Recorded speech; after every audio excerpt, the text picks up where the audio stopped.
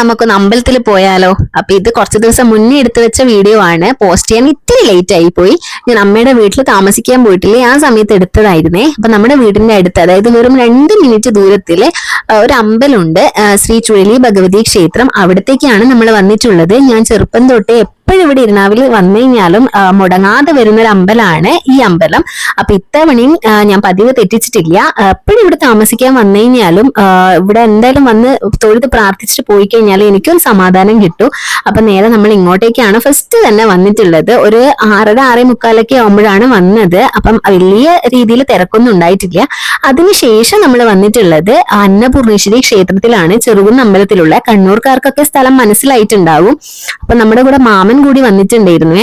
ഞാനും മോളും ഏട്ടനും മാമനും കൂടിയിട്ടാണ് വന്നിട്ടുള്ളത്. അപ്പൊ കഴിഞ്ഞ തവണ ഞാനും ഏട്ടനും കൂടി ഇവിടെ വരുന്ന സമയത്ത് ഞാൻ പ്രഗ്നന്റ് ആണെന്ന് അറിഞ്ഞ തൊട്ടടുത്ത ദിവസമായിരുന്നു നമ്മൾ വന്നിട്ടുള്ളത്. അപ്പൊ ഈ തവണ വരുമ്പം ഇത്തിരി സന്തോഷം കൂടുതലുണ്ട്. മോളും കൂടെ രാവിലേക്ക് വന്നിട്ടാകുമ്പം നമ്മുടെ ചുഴലി ഭഗവതി അമ്പലത്തിൽ പോകുന്നതിന്റെ കൂടെ ഞാൻ ഇവിടുത്തെ അമ്പലം മിസ്സാക്കാതെ വരാറുണ്ട്.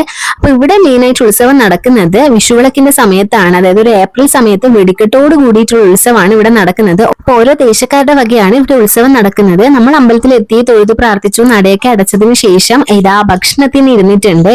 ഇവിടുത്തെ മെയിൻ പ്രത്യേകതയാണ് ഉച്ച സമയത്തും അതുപോലെ രാത്രിയിലും ഇവിടെ വരുന്ന ഭക്തർക്ക് ഭക്ഷണം ലഭിക്കുന്നതാണ്. കാരണം നമ്മുടെ അന്നപൂർണേശ്വരി അമ്മയുടെ അമ്പലല്ലേ. അപ്പൊ ഇതാ നമ്മളെ ഇലയിട്ടു, ചോറ് വന്നു, നല്ല ചൂടുള്ള ചോറായിരുന്നേ.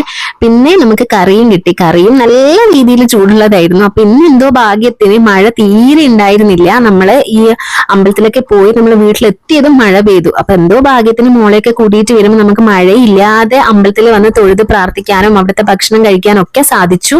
ഞാൻ മുന്നേ പറഞ്ഞിട്ടുണ്ടായിരുന്നില്ലേ, ഇവിടുത്തെ ഉത്സവം ഏപ്രിൽ സമയത്ത് വിഷുവിളക്കിന്റെ സമയത്താണ് നടക്കുന്നത് എന്നുള്ളത്. അപ്പൊ നമ്മള് സ്കൂള് പൂട്ടിയിട്ടൊക്കെ ചെറുപ്പത്തിൽ വരുന്ന സമയത്ത് ഇരണാവ് ദേശക്കാരുടെ വെടിക്കെട്ടുള്ള സമയത്ത്, അതായത് ആ ദിവസം ഇരണാവ് നമ്മുടെ ചുഴലി ഭഗവതി അമ്പലത്തിൽ നിന്ന് ഈ ചെറുകുന്ന അമ്പലത്തിലേക്ക് താലപ്പൊലി വരാറുണ്ട്. അപ്പൊ ആ സമയത്ത് ഞാനും താലപ്പൊലിയൊക്കെ എടുത്ത് നമ്മുടെ ഇരണാവ് അമ്പലത്തിൽ നിന്ന് നടന്ന് ഈ ചെറുകുന്ന അമ്പലത്തിലേക്കൊക്കെ വരാറുണ്ട്. അപ്പം അമ്പലമൊക്കെ കണ്ടപ്പോൾ അതൊക്കെ ഓർമ്മ വന്നു.